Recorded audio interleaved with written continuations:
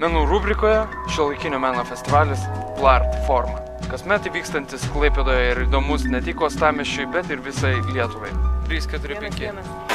Yra tarptautinis šiuolaikinio meno festivalis. Iš tikrųjų, tai yra bene vienintelis Lietuvoje festivalis, kuris apjungia visas šakas meno.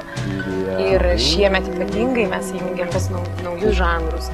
Nes mūsų toks kaip ir siekis yra apskritai festivalio, kad kuo daugiau parodyti tarpdisciplininių menų. Kad tai nebūtų grynojo šoko, grynojo teatro, o būtent menų sąveika. Tai toks kaip vienas iš pagrindinių festivalio tikslų.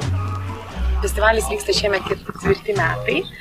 Jo pati pradžia, jo ištakos buvo 2004 metais vykęs festivalis SIS, kuris keliavo per Europos uostus ir, vežiojęs įvairius projektus ir pakvietė, atvažiuodamas į kažkokį tai Europos uostą, jisai pakviesdavo vietinius menininkus dalyvauti. Tai buvo tais metais ir Klaipėdoje. Aš pati tuo metu dar dalyvavau kaip dalyvė, rodžiau savo projektą.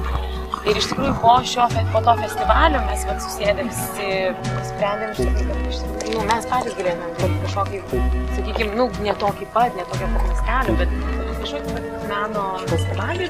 Minėjau, tarpdisciplininiai menai yra kaip vienas iš skirtingų bruožų. Ir erdvė pati, kad mes būtent ir darom urbanistinėse erdvėse, naudojamuose visiškai ne teatriniams, ne koncertiniams paskirčiai. Nes iš tikrųjų tai yra labai specifiška atmosfera. Bandom keisti formą šiek tiek, bandom keisti laiką. Per tuos visus 4 metus buvo ir per Jūros šventę vyko festivalis. Vėlgi pasižiūrėjom, kad lyg publikos ir buvo nemažai ir sulaukėm nemažai dėmesio.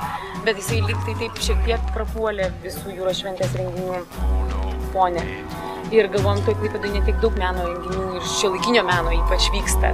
Gal ir nelabai apskritai kažkas vyksta, tai sakom, reiktų vis tik tai daryti kažką tokio visiškai atskiro. Pagrindinė šio festivalio misija? Siekiama pirmiausia, tai Klaipėdai parodyti meno projektus.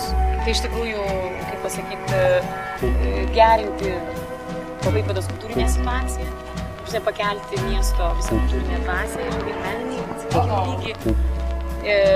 Iš kitos pusės pristatyti, duoti galimybę menininkams pristatyti savo darbus tiek klaipėdiečiam, tiek Lietuvos menininkam, tiek užsieniečiam. Susitikti įvairių kartų, įvairių žanrų menininkams, nes labai gimsta daug įvairių po to projektų.